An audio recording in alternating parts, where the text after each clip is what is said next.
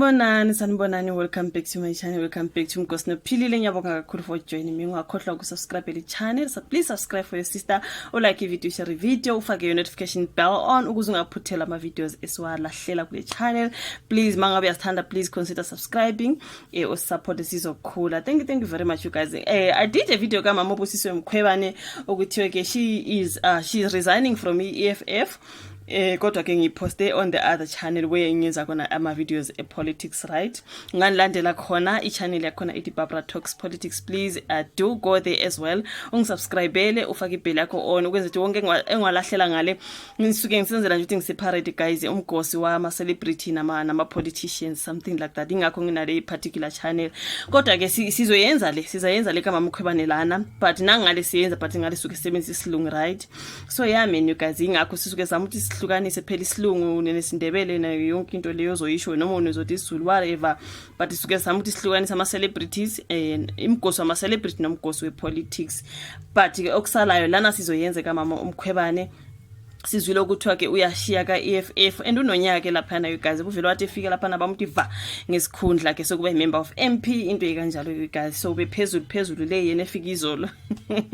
Okay, but anyways you guys, lapha na ukuthiwa ke Mkhwebane akana nkinga nokujoina iMK. Bengishilo ngathi njengoba usuhamba malana kaEFF ususiya kaMK nawe umana esisiya kaMK ayibengisola nje ngithi aphuma kaEFF ngathi abaphuma kaEFF baya kaMK phela.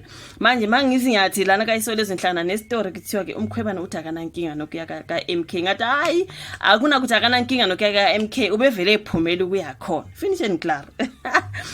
I'm just gossiping, okay? Angisho ukuthi ngithina, I'm just gossiping. Ke wayengumvikeli womphakathi ke uadvocate uBusisiwe Mkhwebane wesulile lapha na kaEFF you guys. Wayengumongameli womphakathi uadvocate uBusisiwe Mkhwebane uthi akana nkinga futhi nokuyojoina iqembu eliholwa ke wayengumongameli uJacob Zuma iMK party. Uadvocate Mkhwebane oshiye kwiEFF uvumile ukuthi iMK kade yaqala ukumeshela kodwa wathi ubengakasithathi isinqumo. Ngiyacabanga ukuthi kumama sesithathile ke manje. Kodwa guys kaEFF like uspende only 1 year unyaka nje wodwa voka EFF udlale ngabo shame udlale ngabo mama Mkhwebane ukusho lokho ngesikhathi ekhuluma kwi-podcast is it SMWX lapho ke ememezele khona ukushiya kwakhe kwiEFF. Ngushiya kuadvocate Mkhwebane kwiEFF kufika kungakapheli ke isikhathi eside kushiye oyiphindi kamongameli laphana kule nhlangano umnumzana uFloyd Shivambu nowayelilungu leParliament umnumzana uMzwanele Manyi. So uShivambu noManyi sebengamalungu eMK kumanje. Ngicabanga naye vele uma uyakhona okusalayo kwaze kwanzima kwaEFF ngathi bayaphunguka sana. Ngesikhathi ke beshiya kwiEFF beya kwiMK kwaba namahlebezi ukuthi baningi abanye abasazobalandela. Uadvocate Mkhwebane utheke abe MK baqala ukumeshela ngaphambi kokuthi kuze kushiye uShivambu, kodwa ngabatshela ukuthi kuningi engisafuna ukukwenza kwiEFF. Ngicabanga ukuthi sengikwenze konke kwiEFF ebengifuna ukukwenza, usiyahamba ke manje lokho ayafuna ukukwenza usekwenzile. So Advocate Mkhwebane lapha uthe uma kuukuthi ke abe MK basamfuna uzimsela ukubalalela. Hayi cha usuvume kudala hawu musana kusirob usuvume kudala vele uyakhona. Hayi cha ngeke imigomo yeMK icishe ifane neEFF awukho mehluko o10. Ayikho into engingathi angiyithandi ngeMK konke kulele kubona uma ukuthi basangifuna ngizobona. Usubonile vele usho nje ukuthi usuvumile usubone usuqedile nje kwakho nje hamba ufake uniform kwaphela indaba. Uadvocate Mkhwebane waziwa njengomunye abantu abazwelana ke noZuma umkhwenyana kaAdvocate Mkhwebane umnumzana David Sikhosana uyilungu leMK. Okay, encwadini yokwesula uAdvocate Mkhwebane ukhale ngokuhlukumezeka ngesikhathi sengumvikeli womphakathi. uAdvocate Mkhwebane wakhishwa lapha singakapheli isikhathi sakhe uthi akazange akuthola ukuphumula ngesikhathi phetha ke isikhundla kule minyaka esikhombise edlule ngizithole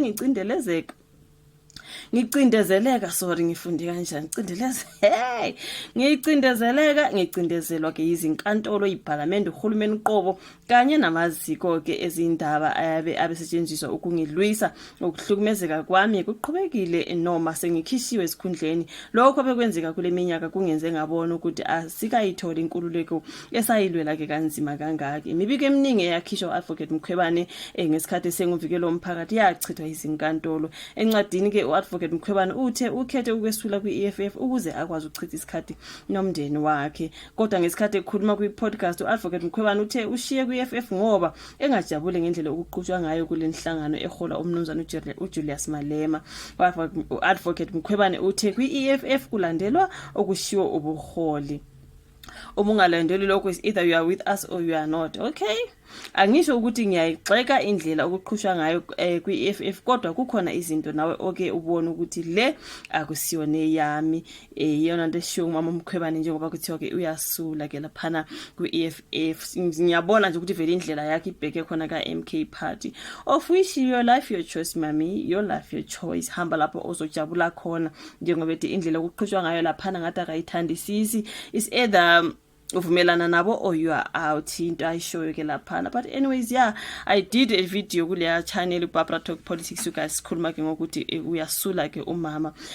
So ke yeah, sizothini ke bafethu baphela laphana kaEFF wonke bayangale, yakhumbula ngalesa sikhathi ke unkosikazi kaNdlozi evumelana noShivambe seka MK kwangathi kunomsindo nyana ukuthi ngabe uNdlozi uyalandela yini whatever, kanti ke kulandela uMkhwebane singazi ngoba nabanye balandela njengoba kuthiwa ngathi bona bayabonakala ukuthi bayaphuma, and mabephuma balibhekisa khona le ka-MK party. Kuthiwa kunomkhwenyana wakhe futhi umama laphana uMkhwebane kunomkhwenyana wakhe ka-MK party, so uzobe ngalahlekile meya khona. Obviously indlela iyabonakala ukuthi ibheke khona. But anyways, good luck mami, your choice. Mina ke ngithunela izindaba zika mama uMkhwebane ukuthi uyaphuma if uya ka-MK party. Ngiyabonga kakhulu ukuthi uyibuka ivideo. No, akushiwo ngo you guys ukuthi uthe kudala bemshela, akushiwo ukuthi uyakhona yimi engishoyo. Yimi engishoyo ukuthi vele indlela yakhe ibonakala ibheke khona, kodwa yena uthi hayi uthathe lesi sinqumo ukuthi enze njani ezokwazi ukuchitha isikhathi nomndeni wakhe. But njengoba kudala bemshela ephuma nje ngicabanga ukuthi se-decide. This is just me. Thank you so much. Like the video, subscribe, share bese siyabonana futhi kwenye video elandelayo. Bye bye.